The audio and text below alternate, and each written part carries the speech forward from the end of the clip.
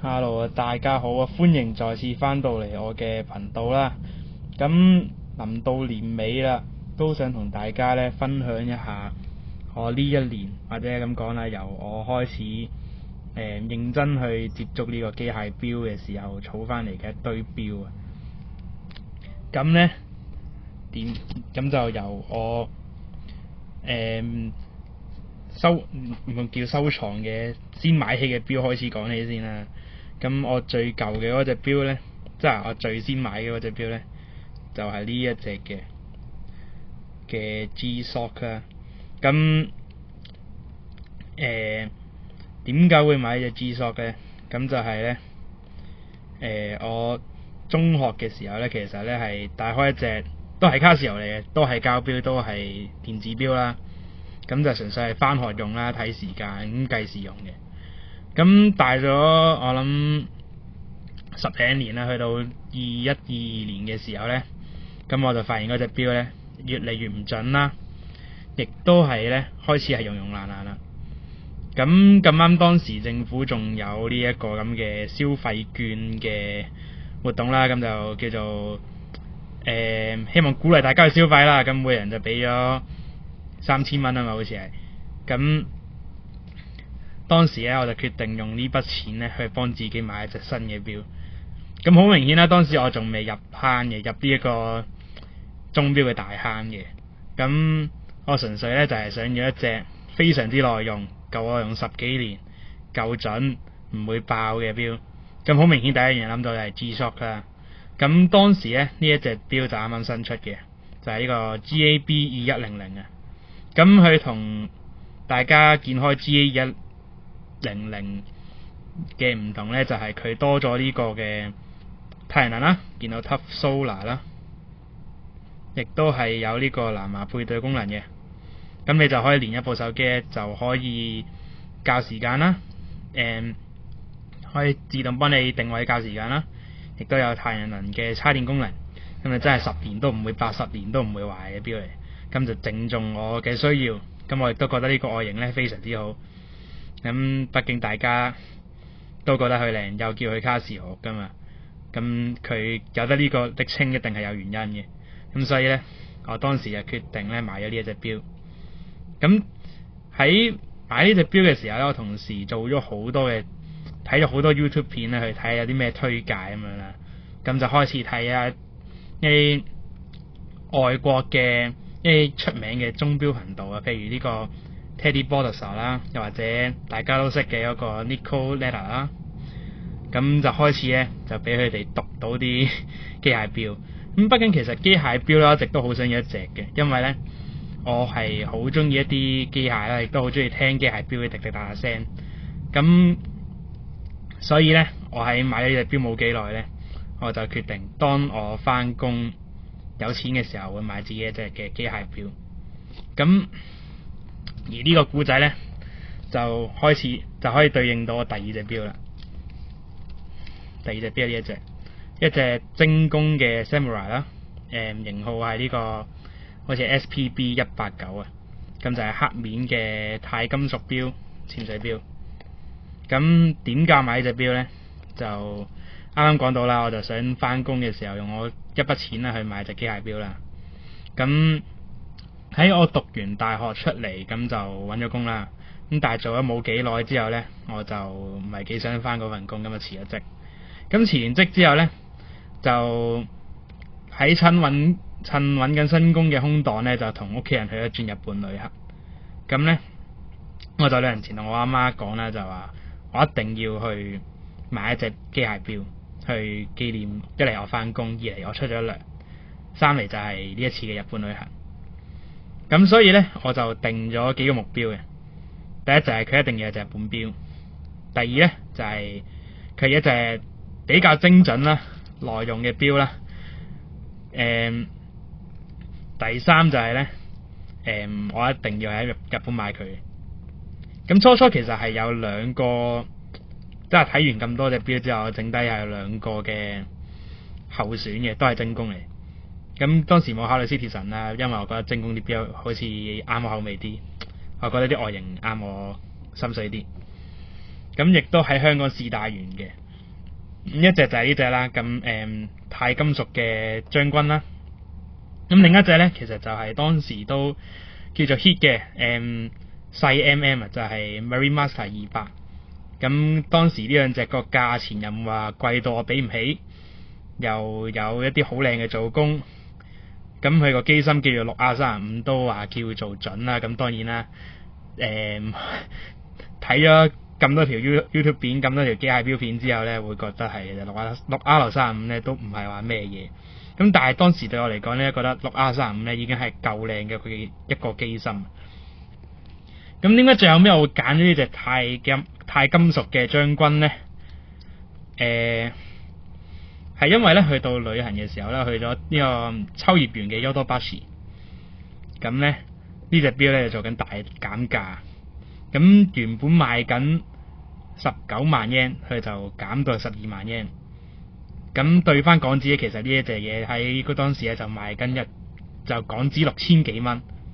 咁相反咧，我中意睇中咗嗰隻 Marine Master 咧，係一隻 Save the Ocean 嘅特別版。咁佢又冇減價，又賣得好貴。咁基於呢個價錢因素咧，同埋呢個CP 值因素咧，我就買咗呢隻錶翻嚟。咁你會唔會話我後悔咧？少少嘅，因為嗰隻 Save the Ocean 特別版咧，佢嗰個冰川面係的確幾靚。但係佢呢隻鈦金屬嘅將軍勝在係夠輕啊！咁戴咗幾次啦，亦其實咧我都係幫呢隻錶咧買咗條22mm 嘅膠同尼龍嘅混合帶啦。如果換咗嗰條帶咧，就特別輕，特別係輕鬆嘅帶嚟。咁對我嚟講咧，戴咁多隻錶裏面咧，除咗我隻 Casio 之外咧，都可以話數一數二係舒服嘅。咁跟住去到第三隻錶啦。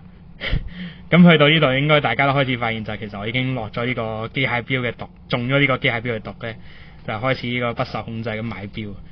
咁去到呢隻錶咧，就係我今年4月第二次，即係由我入咗機械錶呢個窿之後，第二次咧去日本旅行。咁當時嘅初嘅目標係幫自己買一隻 vintage 嘅 King Seiko。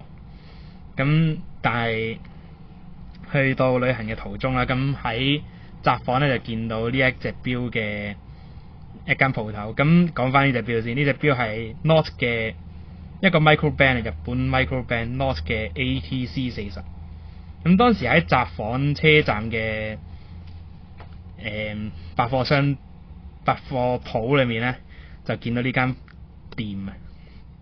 咁同個店員傾下咧，忽然間就 sell 我話佢哋有一個嘅 premium collection 咧，就係專賣一啲非常之抵又靚又好玩嘅錶嘅機械錶，仲要係。咁我問佢啊，有啲咩可以俾我睇下？咁咧佢就推介咗呢個系列同埋佢另外嘅2個系列啦。咁佢最勁係啲咩咧？咁一嚟就係佢個價錢同埋佢俾到嘅嘢，簡單啲嚟講就係。咁佢呢隻錶折合翻賣港幣7000幾8000蚊港紙，咁日經就14萬當時買，咁而家應該升咗少少噶啦。咁呢7000幾8000蚊港紙俾到啲咩你咧？首先大家見到啦，自動嘅計時錶，先唔好講其他嘢，7000蚊買到隻自動計時錶，咁真係除咗海鷗，我諗唔到啲咩嘢。咁但係佢自動計時錶得嚟咧，佢俾你嘅機芯係 NE88，咁即係其實而家係精工嘅8R。咁你可以聽一聽佢計時嗰個聲，係啊，可能唔夠響，但係呢下好清脆。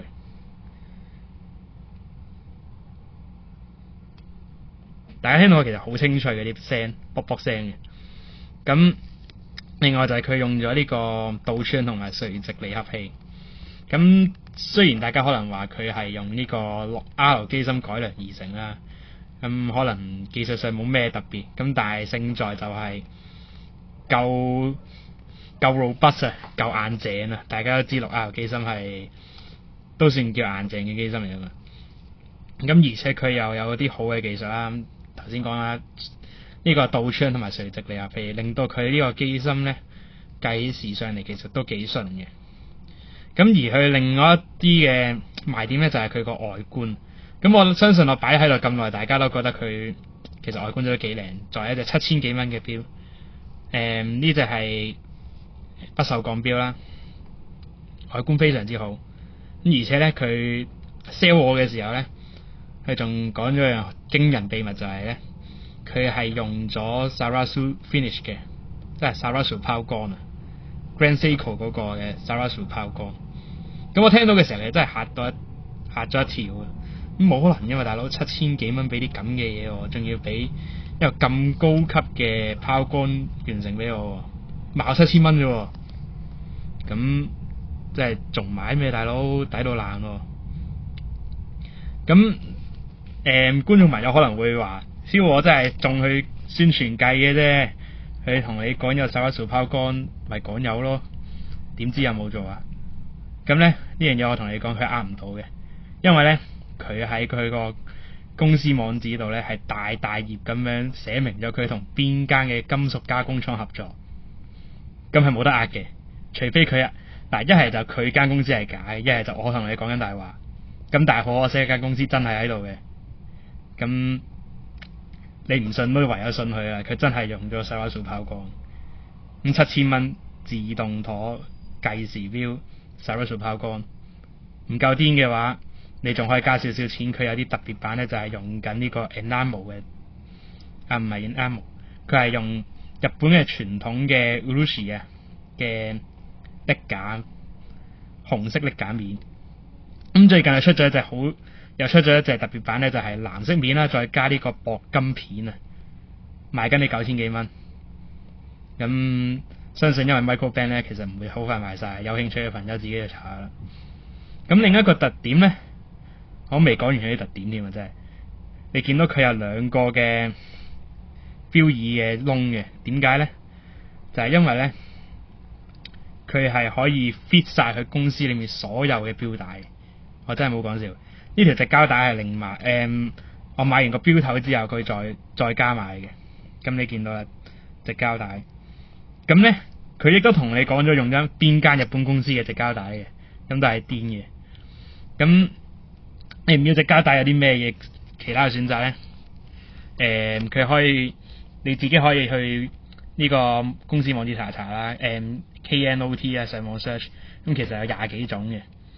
咁有尼龍啦，有普通皮，有防水皮，有人工皮啦，亦都有啲咧係用咗日本特殊嘅編織手法噶啦，亦都係有啲貴皮嘅，有呢個我唔記得咗佢叫咩名，但係有啲係馬團皮啦，有啲係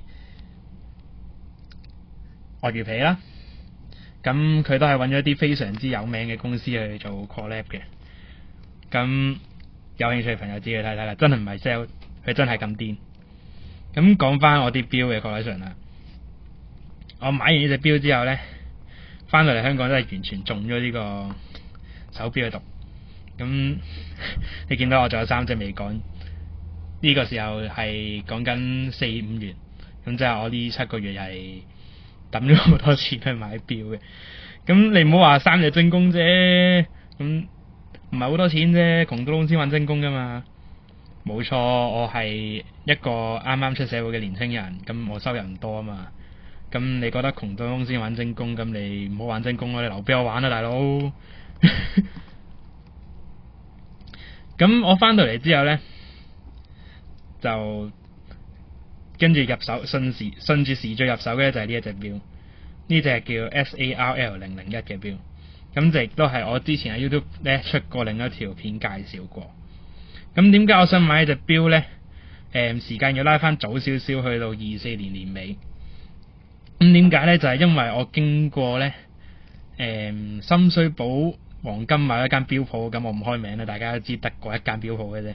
嘅時候咧，就見到佢同一個系列嘅另外一隻錶，咁嗰隻就係一樣係黑面但係配皮帶嘅。咁望落冇乜嘢啊，但係再望真啲，掛住個乸石計時工場嘅牌，然後賣緊我12000蚊，我即刻咧就嚇親，咁高質嘅嘢賣我12000蚊，係咪真係現代精工嚟嘅呢隻？咁上網查下啦，發現原來係一隻好耐之前嘅貨啦，係由07年做到10年嘅，咁即係嗰隻已經係 new old stock 啦。咁各位想去睇嘅朋友咧，好可惜啦，嗰隻錶已經俾人買咗噶啦。咁而呢個俾人買咗嘅原因，亦都係點解我想買呢隻錶嘅原因，就係因為我喺一啲日本嘅二手拍賣網啦，咁我係用開 B 字頭嘅某個代購網嘅。咁揾下嘅時候，俾我無意間揾到有人放緊呢隻錶，咁買我港紙6000幾，冇證書冇盒，外觀咧，呢啲只問我自己嘅，咁就除咗呢啲外觀睇到冇乜特別嘢，但係咧其實係有兩條好深嘅傷痕嘅，喺個錶耳度。咁但係我覺得冇乜問題，因為咧其實戴落手咧，你係見唔到嗰兩個痕嘅，而且真係買少見少啦。揾勻成個網咧，真係得呢一隻放緊色，咁就買咗翻嚟，就當我嘅年終 bonus 啦，買翻嚟俾自己玩嘅。咁簡單講講啦，8L38機芯，即係呢個8L35嘅變體啦。一個 open heart 嘅機芯，咁其實真係放眼成個精工做機芯嘅系列，真係都冇一邊隻係高階機芯係會做 open heart 啦。咁跟住俾個頭底你，可以俾你 J 下呢個簡單嘅8L38，再配條其實係望落好似3格，但係其實係1格嘅鏈，不鏽鋼鏈嚟。咁成隻做工其實非常之高質。都冇乜嘢可以特別講噶啦。拎到翻嚟之後，又俾精工拎咗去整，咁又嘥咗一筆錢。咁但係其實整體嚟講非常之滿意。畢竟你而家喺現代嘅精工 catalog 嘅話，你要買呢隻仲有覆面嘅，仲要係藍寶石覆面嚟嘅。你要揾翻啲咁嘅嘢咧，去賣你2-3萬都真係偷笑。咁我成隻錶總計用咗1萬啫，1/3價錢啊大哥。咁跟住啦，你見到喺度瞓咗好耐嘅嗰隻錶，就係我完成我呢個要買 Vintage Seiko 嘅心願而得出嘅結晶。咁就係一隻69年70年代產物，一隻 King Seiko 45027001。咁我仲特登買咗個頭底殼俾佢，就俾我 J 下裏面呢個超靚嘅4502。咁45KS 或者45GS 呢個4502嘅機芯正在咩呢？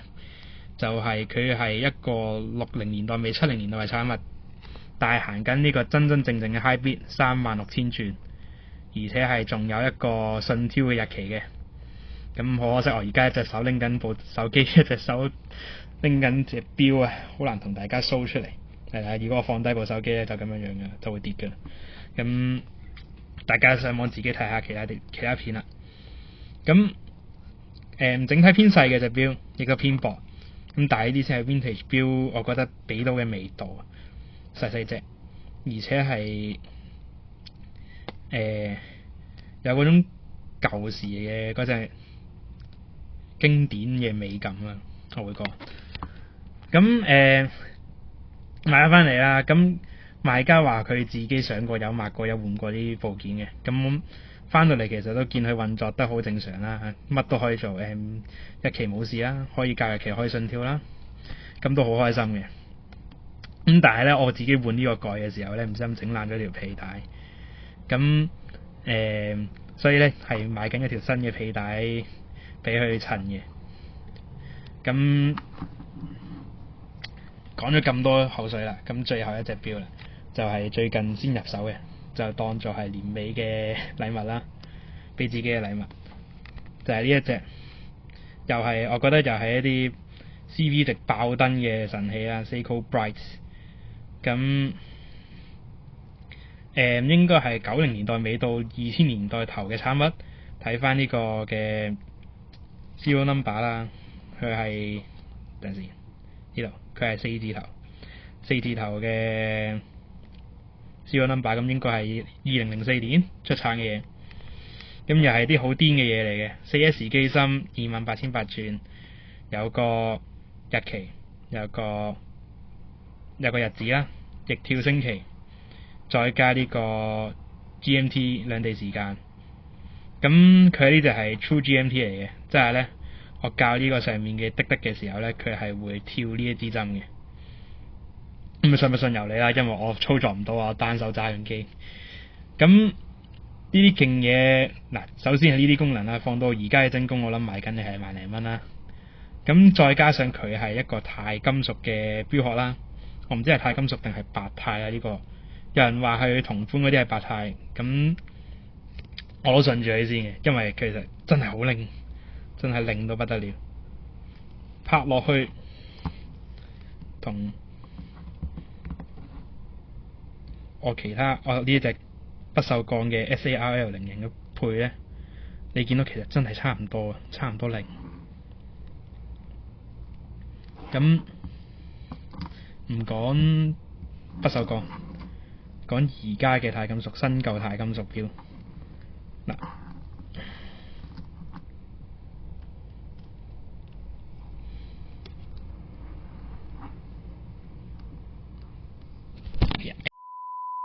唔好意思啊，頭先跌咗一跌部手機。咁一隻暗啲，一隻亮啲，我唔知大家睇唔睇出嚟。咁係做工非常之靚嘅，你見到好靈。咁又係我啲指紋嚟，唔好意思啊。咁最令我驚訝嘅地方咧係呢個逆跳嘅日期位咧，佢個金屬加工係去到可以反射出少少彩虹紋嘅。咁呢隻真係我覺得又係 CP 值爆燈。我喺嗰啲代購拍賣網咧係講緊用咗3000零蚊港紙就買到翻嚟啦。咁好明顯現時精工或者任何一間錶廠都俾唔到呢類咁嘅性價比我㗎。咁當然可惜嘅問題就係佢係一隻舊錶啦，需要去做大修要抹油嘅。咁呢個都係遲啲我諗住做嘅嘢。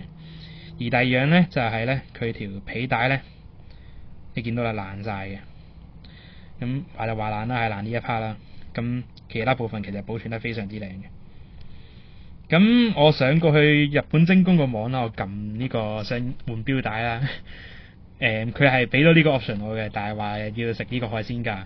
咁我問下香港代理可唔可以幫我做呢樣嘢啦？咁我都唔介意食海鮮價，如果係幫我換咗條原創錶帶嘅話，咁畢竟呢條原創錶帶你可以睇下真係貼到呢一隻錶實嘅，唔似而家啲 Alpinus 啊、Presage 啊嗰啲咧，佢條皮帶係淨係打橫一條皮帶咁樣，唔會貼你隻錶嘅。咁如果呢條貼後嘅皮帶係可以換到條新嘅話，當然開心啦。咁如果唔得嘅，咁咪另外買過一條錶帶再換落去咯。咁畢竟呢隻錶其實配皮帶 dress up 做正裝錶又得，可能配呢圖或者配而家帆布帶，或者去配 FKM 混合一啲 FKM 混合尼龍帶嘅錶帶去做運動風都可以，係好百搭嘅。我覺得呢隻錶。咁可能望落去啲數字大得滯咧，咁但係其實戴上手咧係個 portion 係啱啱好，係非常之啱手型嘅。咁今日嘅分享就咁多啦。俾大家睇到啦。我呢一年係咪呢幾年啦，儲翻買儲拎翻嚟嘅6隻錶啦。咁當然啦。4隻係精工啦，計埋如果係用精工機芯嘅，其實就5隻嘅。咁希望大家中意呢一條片啦，咁亦都希望大家可以留啲 comment 啦，俾我知你哋中意呢條片啦。咁各位，我哋呢條片喺到呢度，有緣再見，拜拜。